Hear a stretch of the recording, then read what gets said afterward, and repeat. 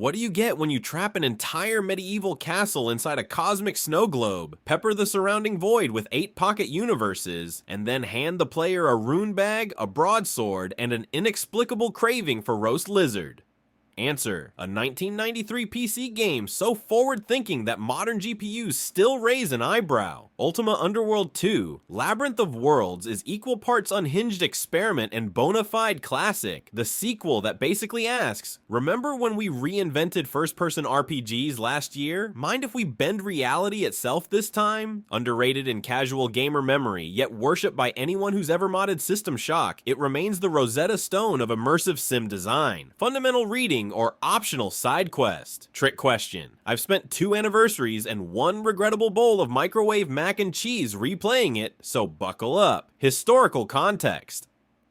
In January 1993, Origin Systems shipped the 11th official Ultima title, and only the second to abandon tile maps for full 3D, developed by the freshly renamed Looking Glass Technologies, nay Blue Sky Productions. Labyrinth of Worlds landed barely 10 months after its genre-shaking predecessor, and fully 11 months before ID Software's Doom shareware would detonate across BBS boards that December. The 486 era was dawning. CD-ROM drives cost more than a used Geo Metro, and Texture Mapped had just joined multimedia on the buzzword bingo card. Origin tucked the game into a 1993 lineup that also featured Strike Commander and Serpent Isle, betting that sword-swinging in claustrophobic 3D corridors could stand toe-to-toe with jet combat and isometric epics. Reviews swooned over free-look mouse control and physics you could feel. Retailers, unsure whether Underworld II was an add-on, often stocked a single copy. My local software, etc. kept it under the counter like contraband D&D dice. In the arcade, I was still dropping quarters into Mortal Kombat, oblivious that the 386 at home would soon let me jump, swim, fly, and cast Cal lore, cause fear, add a shard of sentient crystal. The whiplash from 2-button uppercuts to 6-degree keyboard gymnastics could snap a teenager's brainstem, and I loved every second. Mechanics. The setup, the Redskin Guardian encases Castle Britannia in a magical blackrock dome. Poking around for breakfast winds up uncovering portals to 8 standalone worlds you must infiltrate and sabotage. The Prison Tower, a goblin-run vertical jail riddled with faction politics. The Ice Caverns, Arctic tunnels where frost drakes prowl frozen lakes. Killorn Keep, a sky fortress floating above endless storm clouds. Taloris, a crystalline city whose telepathic Xorinite residents speak in syntax riddles. Scintillas Academy, a deserted mage school full of spell experiments gone feral. The Pits of Carnage, gladiatorial arenas where the Guardian's minions bet on your limbs. The Tomb of Prekor Loth, haunted catacombs humming with undead regrets. The Ethereal Void, a kaleidoscopic dream maze that would make Escher call for Dramamine. Each bubble world hides a Guardian outpost you must collapse before pocketing its blackrock shard and sprinting back through the portal for Lord British's latest gossip and a well-earned roast bird. Yes, there's a kitchen inventory. Movement pairs keyboard strides with mouse look years before Quake normalized WASD.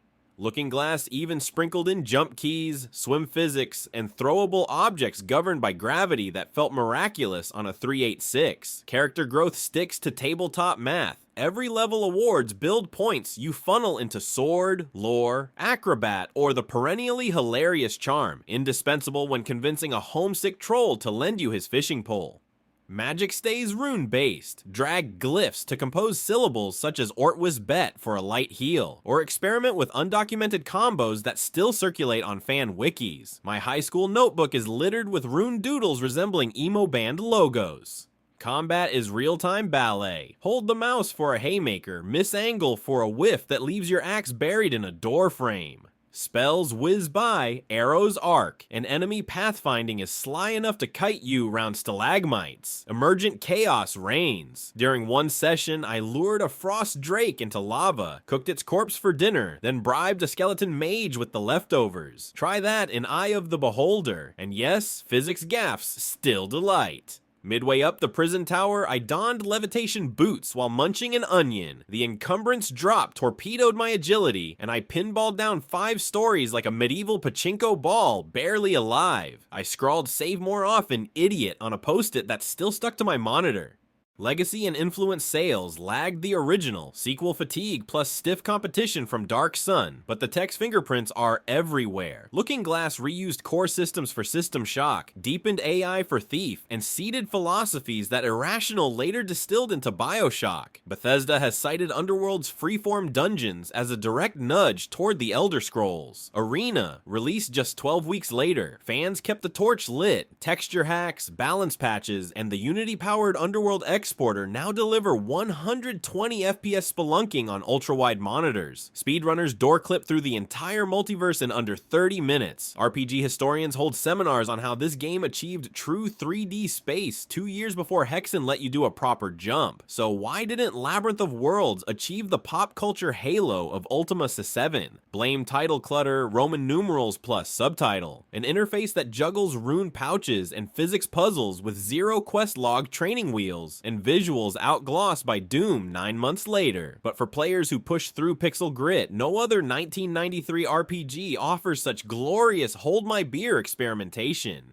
Closing paragraph plus score fire up Ultima Underworld II in 2025 and you'll hear creaky MIDI harps sparring with jaunty loot loops while NPC portraits grin like clip art gargoyles. Stick with it and that aging shell cracks open into a physics sandbox where you can bake bread, charm trolls, decode crystal syntax, and punt goblins off ledges, sometimes in the same 5-minute stretch. That eclectic density is its magic. Every corner feels primed for mischief. Every victory is yours alone. My verdict: 9.0 out of 10 minus 1 point for texture warp and menu arthritis, plus a bonus for teaching half the industry how to turn dungeons into living, breathing ecosystems. The Guardian still taunts, "Fool, you cannot hope to defeat me." But after you've hijacked his skykeep and sold his lieutenant's dragon jerky, it's hard not to grin back. Watch me.